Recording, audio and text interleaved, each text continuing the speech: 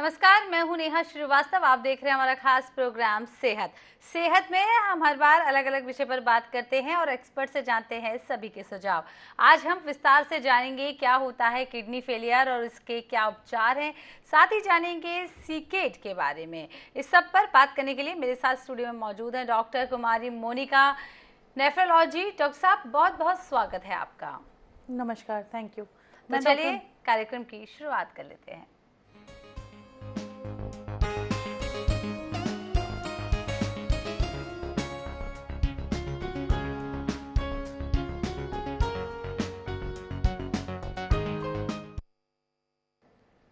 तो आज हम बात कर रहे हैं किडनी से जुड़ी समस्याओं के बारे में, उसके उपचार के बारे में, इलाज के बारे में, किस तरीके से उपचार किया जाता है। डॉक्टर साहब, सबसे पहले तो आपसे जान लेते हैं कि किडनी फेलियर आखिर होता क्या है। किडनी फेलियर किडनी की एक ऐसी बीमारी है जो दो प्रकार की होती है। एक होती है एक्यूट, एक होती है परमानेंट। अगर एक्यूट किडनी फेलियर है तो इसका इलाज कम्प्लीटली संभव है अगर आप समय पे हमारे पास आते हैं। एक होती है परमानेंट किडनी फेलियर जिसको सीकेडी बोलते हैं। अगर आप समय पे नहीं आए, किडनी आपकी पूरी तरीके से फेल हो गई, तो उसमें उस कंडीशन को हम लोग सीकेडी बोलते हैं। तो दो प्रकार की किडनी फेलियर होती है। जी, किडनी फेलियर का कारण क्या कुछ हो सकता है डॉक्टर साहब, इसके बारे में जान लेते हैं। जी हाँ, अलग अलग प्रकार के किडनी फेलियर के अलग अलग कारण हो सकते हैं। जो अपने देश में सबसे ज़्यादा कॉमन कारण है वो है डायबिटीज़, हाइपरटेंशन। और दूसरी जो कारणें होती है उसमें महत्वपूर्ण जो है वो है आजकल प्रयोग में आने वाले कीटनाशक, जो दवाइयाँ होती है, पेन किलर्स होती है, अनकंट्रोल्ड अगर आपका हाइपरटेंशन काफ़ी दिनों से है, प्रेगनेंसी के टाइम की कॉम्प्लिकेशन, और भी इस प्रकार की बहुत सारी कारण हो सकते हैं। जी, तो जिस तरीके से आपने बताया बहुत सारे कारण हो सकते हैं। अच्छा, जब भी किडनी फेलियर होने वाली होती है तो उसके कुछ संकेत या लक्षण क्या होते हैं जिससे एहसास होता है पेशेंट को कि हमारी बीमारी सो जा रही है। जी हाँ, तो जैसे किडनी के मरीज़ ये सोचते हैं कि अगर मुझे किडनी की प्रॉब्लम है तो मुझे पेशाब कम आना या मुझे बार बार उल्टी होना, सारे मरीजों में एक प्रकार के लक्षण नहीं होते। अलग अलग किडनी की बीमारियों में उसके लक्षण भी अलग अलग हो सकते हैं। जैसे कुछ मरीजों को ये हो सकता है कि उनको पेशाब कम आए, जबकि कुछ मरीजों को ये हो सकता है उनको पेशाब बार बार आए, खास करके रात में उनको बार बार नींद में सोने के बाद भी उठना पड़े। कुछ मरीजों को सिर्फ एनीमिया करके प्रेजेंटेशन हो सकती है, यानी कि खून की कमी होना। कुछ पेशेंट में उनका बीपी का अचानक से बढ़ जाना, जबकि पहले उनको कभी बीपी की समस्या नहीं थी। कुछ पेशेंट में कमर का दर्द होना, पीठ में बार बार ऐसा महसूस होना जैसे झटके लग रहे हैं। कुछ मरीजों को बार बार उल्टी होना, अनिद्रा होना, नींद नहीं आना, और कुछ मरीजों में आपको सांस फूलने की दिक्कत हो सकती है। जी डॉक्टर साहब, हम किडनी फेलियर के यहाँ पर संकेत और लक्षण के बारे में बात कर रहे थे। आपने एक डिस्कस किया था कि सीकेट को ज़रा अच्छे से जान लेते हैं। सीकेट क्या होता है? जी, सीकेडी का मतलब होता है सीकेडी, मतलब chronic kidney disease. Chronic kidney disease एक ऐसी किडनी की समस्या है जिसमें आपकी किडनी को कहा जाता है कि कम्प्लीटली पूरी तरीके से फेल हो गई है। इसके 5 स्टेजेस होते हैं, जिसमें 1 वाली स्टेज में और 2 वाली स्टेज में हम इसको काफ़ी हद तक प्रोग्रेस होने से बचा सकते हैं। जो एडवांस सीकेडी होती है, सीकेडी स्टेज 5, उसमें आपकी किडनी के रिकवरी के चांसेस नहीं होते, और उसके बाद उसके जो ऑप्शंस होते हैं ट्रीटमेंट के वो काफ़ी लिमिटेड होते हैं। जी, आपने सीकेट के बारे में बता लिया। सीकेट के लिए उपचार के विकल्प क्या क्या हैं डॉक्टर, इसके बारे में अच्छे से जान लेते हैं। क्या क्या उपचार किए जा सकते हैं? जी हाँ, तो आपकी किडनी जो 3 महीने से ज़्यादा फेल होती है उसको सीकेडी स्टेज 5 बोलते हैं। उसके बाद ऑप्शंस में आपके पास 2 ऑप्शंस होते हैं। एक तो या आप लाइफ लॉन्ग डायलिसिस करवाएं, जो एक स्पेशल प्रकार की प्रक्रिया होती है जिसमें आपके खून की सफाई की जाती है। जो एक सिंपल और सामान्य भाषा में समझने के लिए बोले कि आपके खून को फिल्टर करके हम लोग हीमोडायलिसिस करते हैं, जिसमें आपके किडनी की बीमारी का जड़ से उपाय नहीं होता। जो दूसरी प्रकार की ट्रीटमेंट होती है जो परमानेंट होती है, अगर सक्सेसफुल हो, उसको हम लोग किडनी ट्रांसप्लांटेशन बोलते हैं। चूँकि हमने बाहर से किसी की फंक्शनल किडनी को आपकी बॉडी में ट्रांसप्लांट किया है, वो किडनी अगर एक्सेप्ट हो गई, रिजेक्ट नहीं हुई, तो आपकी किडनी कंप्लीट तरीके से क्योर हो जाती है। जी डॉक्टर साहब, क्या सीकेडी जो होता है वो इलाज के योग्य होता है? जी हाँ, बिल्कुल। बहुत सारे लोगों में ये धारणा होती है कि अगर मुझे किडनी की बीमारी हो गई तो मेरे पास और कोई ऑप्शंस नहीं है। तो वो व्हाट्सएप पे आने वाले, अपने सगे संबंधियों से आने वाले जितने प्रकार के मैसेज होते हैं, सलाह होते हैं, वो कोशिश करते हैं आखिरी दम तक हम उन सब का इस्तेमाल करें। कई बार मैंने देखा है मरीज़ हमसे पूरी ईमानदारी से ये बातें छुपा लेते हैं। उनको लगता है अगर हमने अपने एलोपैथिक के डॉक्टर को बताया तो वो हमारी बातों को समझेंगे नहीं, जबकि ऐसी बात है कि आप अगर पूरी ईमानदारी से हमें अपनी सारी समस्याओं को बताते हैं और सही समय पे अगर उनको बिना छुपाए हुए हमसे अपनी सारी परेशानियां डिस्कस करते हैं, तो हम आपके समय रहते इलाज कर सकते हैं और आपकी जो किडनी है, जो जितनी रफ्तार से एडवांसमेंट हो रही है उसकी फेलियर की, उसको हम लोग एटलीस्ट उसकी स्पीड को कम कर सकते हैं। जी डॉक्टर साहब, जिस तरीके से आपने कई सारे लक्षण बताए हैं, यूरिन एक अहम और मेन लक्षण होता है कि आप कई बार यूरिन आती है किडनी जब फेलियर होता है, क्या इसका और कुछ भी कारण हो सकता है इसके अलावा? जी हाँ, एक स्पेसिफिक प्रकार की किडनी फेलियर होती है जिसको हम लोग बोलते हैं CIN, क्रोनिक इंटरस्टिशियल नेफ्राइटिस। अपने इस खास जो एरिया है छत्तीसगढ़ का, ये बेल्ट है महासमुंद के आसपास का, इसमें बहुत बड़ी रिसर्च भी हुई है एम्स के टीम की, बहुत सारे डॉक्टर्स की, जिसमें और भी कॉलेजेस और भी स्टेट्स जो हैं वो इन्वॉल्व है। ये पूरा प्रोजेक्ट है CIN के लिए काम करने के लिए। तो यहाँ पे पाया गया है कि एक खास प्रकार के बेल्ट में उस इलाके में रहने वाले लोगों में किडनी के कारण जो है फेलियर के वो पता नहीं चले थे, जिसको हम लोग CKD-U बोलते हैं। तो कुछ कारण तो हम लोग उसको समय रहते अगर पता चला तो पता कर सकते हैं। अगर किडनी बहुत एडवांस फेलियर आती है तो हम लोग सिर्फ ये सोच सकते हैं कि शायद से इस वजह से हुआ, और उसके कारण 70 to 80% फेलियर में हम लोग पता भी कर सकते हैं। जी, हम किडनी डोनेट की यहाँ पे बात कर लेते हैं। कौन से लोग होते हैं जो किडनी डोनेट कर सकते हैं? जी हाँ, तो जो किडनी ट्रांसप्लांटेशन होती है वो दो प्रकार की होती है। एक होती है कैडेवरिक और एक होती है लाइव ट्रांसप्लांटेशन। जो लाइव ट्रांसप्लांटेशन होती है उसमें हमारे जो सगे संबंधी हैं वो हमें अपनी एक किडनी डोनेट करते हैं। हमारी बॉडी में 2 किडनियां होती हैं। आप जो डोनेट करते हैं, अक्सर लोगों को लगता है कि चूंकि वो इमोशनली अटैच्ड होते हैं, वो उनके रिश्तेदार होते हैं, तो उनको लगता है कि जो पेशेंट होते हैं उनको इमोशनल एक बर्डन होता है कि अगर मुझे देने वाले ने एक किडनी अपनी दी तो उसको कोई नुकसान ना हो जाए। ऐसा नहीं है। किडनी ट्रांसप्लांटेशन के पहले बहुत सारी टेस्ट होती है डोनर की। डोनर जब कम्प्लीटली फिट होता है और एक किडनी पे वो सर्वाइव कर सकता है, यानी कि पूरी नॉर्मल फंक्शन कर सकता है, तो हम उसकी एक किडनी आपकी बॉडी में ट्रांसप्लांट कर सकते हैं। अब ये कौन डोनेट कर सकते हैं? नियर रिलेटिव्स, मतलब होता है जैसे आपके माता पिता, आपके भाई बहन, आपके स्पाउस यानी पति पत्नी, और आपके ग्रैंड पेरेंट जैसे नाना नानी, दादा दादी, ये सब आपको किडनी डोनेट कर सकते हैं। इन स्पेशल सर्कमस्टांसेस जहाँ पे आपके पास कोई अवेलेबल डोनर नहीं है, वहाँ पे आपको लीगल परमिशन लेनी पड़ती है। जो आपसे इमोशनली अटैच्ड यानी नॉन कमर्शियल जो डोनर्स हैं वो भी डोनेट कर सकते हैं। जी डॉक्टर साहब, यहाँ पर हमारी पहली कॉलर जुड़ रही हैं रायपुर से टीना। टीना जी, बहुत बहुत स्वागत है आपका हमारे खास कार्यक्रम सेहत में। क्या कुछ आप डॉक्टर से पूछना चाहती हैं? मैम, मेरा क्वेश्चन था कि मुझे ना वॉशरूम बार बार जाना होता है, पर जैसे कि मैं रात में नहीं जा पाती, तो मैम कोई किडनी की समस्या तो नहीं हो सकती मुझे आगे? जी टीना जी, मैं आपसे पहले ये पूछना चाहूँगी, आपकी एज क्या है और आपको इस समस्या के अलावा और भी कोई समस्या है? नहीं मैम, मेरी एज है 25 और ऐसी कोई समस्या तो नहीं है मुझे। आप मैरिड हैं या अनमैरिड? Unmarried ma'am. ठीक है। तो यूजुअली क्या होती है, आप अगर स्टूडेंट हैं या वर्किंग हैं तो आपकी जो पानी पीने की फ्रीक्वेंसी होती है वो चेंज होती है। या तो जैसे हम लोग एक बार में बहुत सारा पानी पिया और बीच बीच में हमने पानी पीना कम कर दिया। तो अगर इस प्रकार की कोई समस्या है तो यूरिन में इन्फेक्शन होने के चांसेस हो सकते हैं, यूरिन में स्टोन फॉर्म होने के चांसेस हो सकते हैं। तो मेरे ख्याल से आप इस सिम्टम को नज़रअंदाज ना करें। आपको मेरे ख्याल से तुरंत से अभी हमारी एडवाइस की ज़रूरत है। आप आके एक बार अपना टेस्ट कराएं। पहले हम लोग फिजिकली टेस्ट करते हैं and then we will have some जो टेस्ट होते हैं यूरिन के और ब्लड के, वो करके हम लोग बीमारी को पता कर सकते हैं। जी टीना जी, उम्मीद है आपको अपना जवाब मिल गया होगा। डॉक्टर साहब, यहाँ पर हम किडनी से रिलेटेड बात कर रहे हैं, किडनी प्रत्यारोपण को लेकर बात कर लेते हैं। इसके लिए जो प्रोसेसर है वो क्या होता है? जी, तो पहले मैं ये बता दूं कि जो किडनी ट्रांसप्लांटेशन होती है वो आपको थोटा एक्ट के तहत आती है, यानी कि दिस इज़ द एक्ट जहाँ पे हम टिश्यू और ऑर्गन ट्रांसप्लांटेशन जो है वो लीगली एक बाउंड प्रोसीजर है।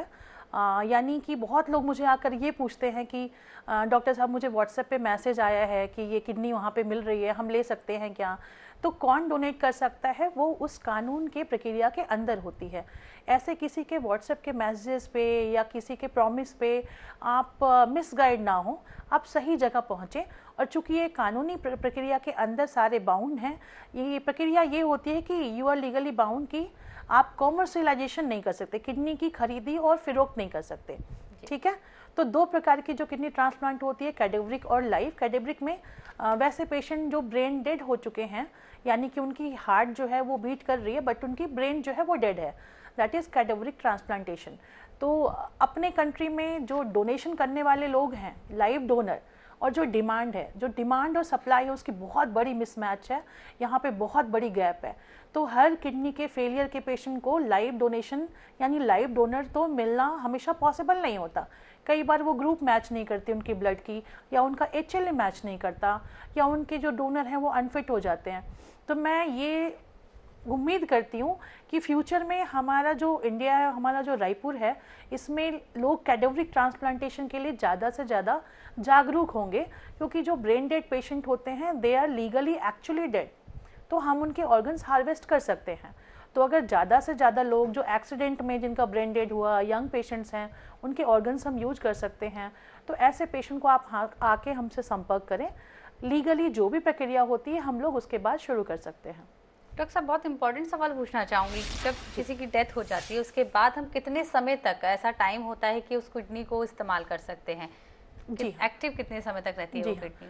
तो ये जो चीज़ है ये बहुत इम्पॉर्टेंट सवाल पूछा आपने, बहुत ही बढ़िया सवाल है। जब डेथ हो जाती है, डेथ के बाद हम लोग इस प्रक्रिया को बोलते हैं DCD, जो डोनेशन है आफ्टर कार्डियक डेथ। तो अभी तक जितनी भी डोनेशन होती है वो बीटिंग हार्ट पे होती है, यानी कि उनको कार्डियक डेथ नहीं हो, सिर्फ ब्रेन डेथ के जो पेशेंट होते हैं उसमें ऑर्गन्स लिए जाते हैं। इंडिया में मोस्ट ऑफ द जो 99.9% जो डोनेशन हो रही है वो सारी बीटिंग हार्ट पे हो रही है, यानी कि वो पेशेंट कार्डियक डेथ नहीं है।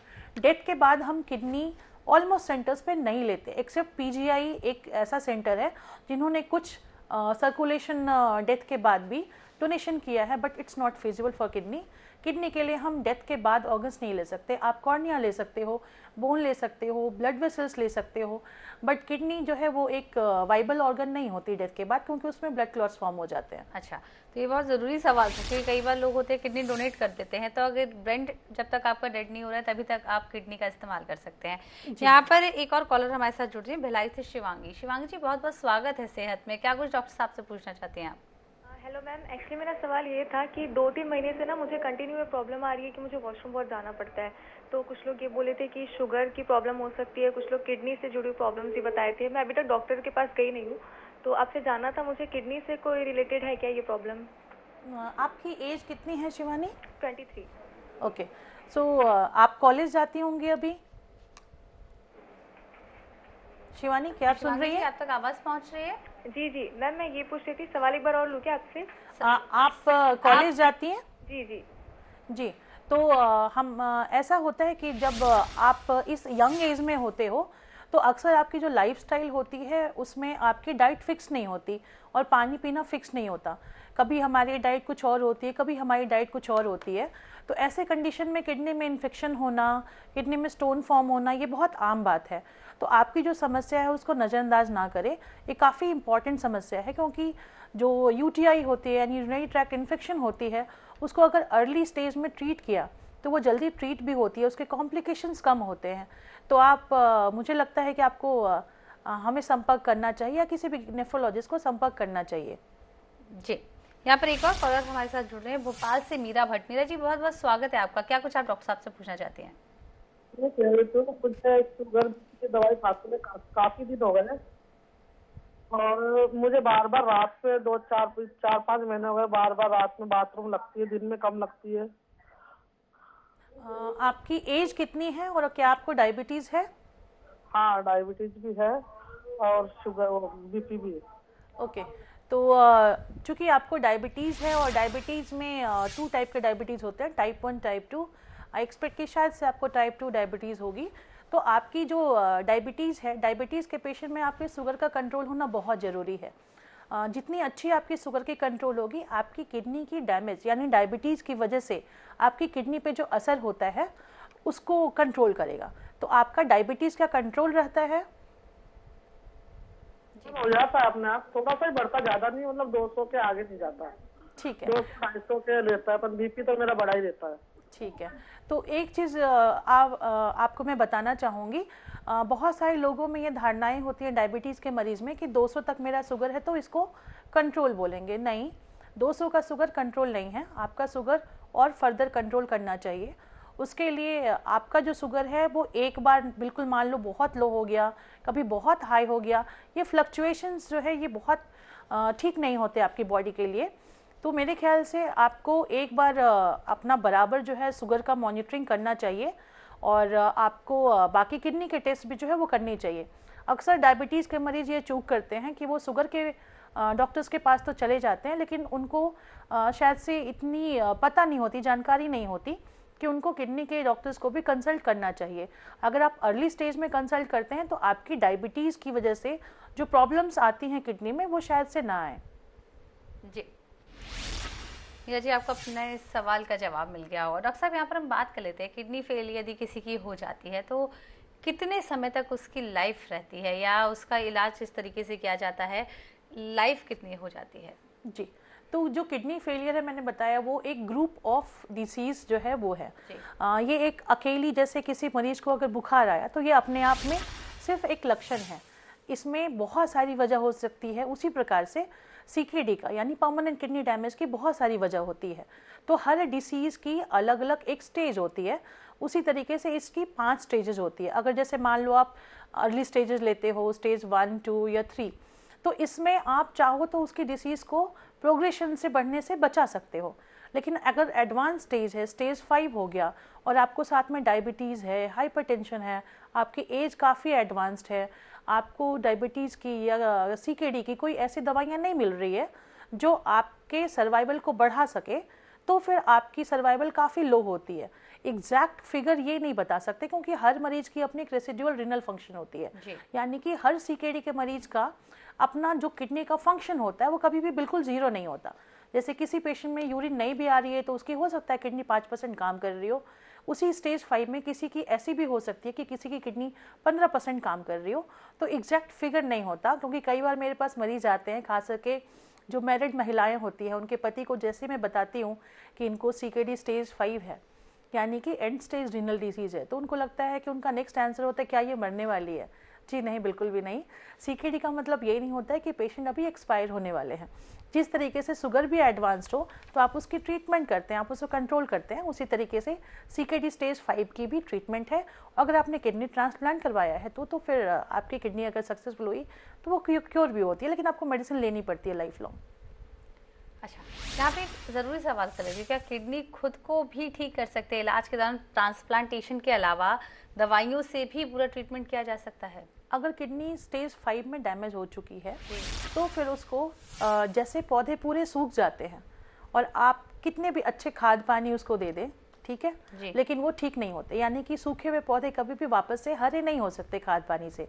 उसी प्रकार से हमारी किडनी होती है, अगर वो वाकई में स्टेज 5 है, कोई मिसडायग्नोसिस नहीं हुई है और आपको एडिशनल फैक्टर्स नहीं है जिसको आप ट्रीट कर सको, जैसे कि डायबिटीज, हाइपरटेंशन, कोई दवाई जो आपको डैमेज कर रही हो, अगर वो फैक्टर्स नहीं है तो आप उसको रिवर्स नहीं कर सकते, आप उसकी प्रोग्रेशन को फर्दर बढ़ने से उसको रोक सकते हो, उसकी रफ्तार को कम कर सकते हो। जी डॉक्टर साहब, यहाँ पर एक और कॉलर हमारे साथ जुड़ रहे हैं, आकांक्षा रायपुर से। आकांक्षा जी, बहुत बहुत स्वागत है हमारे खास कार्यक्रम सेहत में। क्या कुछ पूछना चाहते हैं डॉक्टर साहब से? मैडम, आपको और डॉक्टर मैडम को नमस्ते। नमस्कार मैम, हमें अपने पापा के बारे में पूछना है।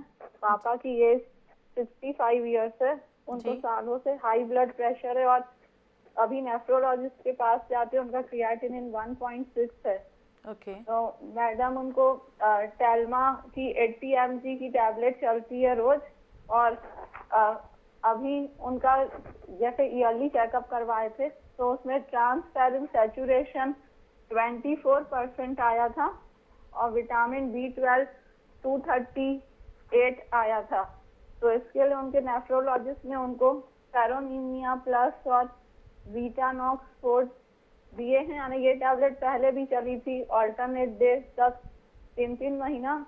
तो मैम उसके बाद ये आया है ट्रांसफेरिन सैचुरेशन 24% और विटामिन B12 238 यूनिट्स। तो मैडम ये नॉर्मल है इतने क्रिएटिनिन में कि इसमें और आगे ये दवाइयाँ चलेगी? मैम, उनका हीमोग्लोबिन 12.1 है अभी, ठीक है, और वैसे तो कोई प्रॉब्लम नहीं है, बस बार बार थोड़ा फ्रीक्वेंटली रात को उठ के यूरिन जाते हैं 2-3 टाइम्स। जी ठीक है।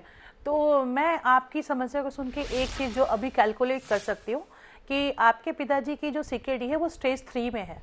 तो जैसा मैंने बताया कि स्टेज 1 to 3 ये एक ऐसी स्टेज होती है जहाँ पे हम बहुत कुछ ऐसा कर सकते हैं कि आपकी जो किडनी की बीमारी है वो फर्दर बहुत रफ्तार से और एडवांस ना हो। तो आप जो अभी ट्रीटमेंट बता रहे हो वो एनीमिया का ट्रीटमेंट है और विटामिन डी डेफिशिएंसी। जो किडनी होती है बहुत ही वाइटल ऑर्गन्स है, इसका जो फंक्शन है वो सिर्फ और सिर्फ पेशाब बनाना या ब्लड प्यूरिफिकेशन करना नहीं है।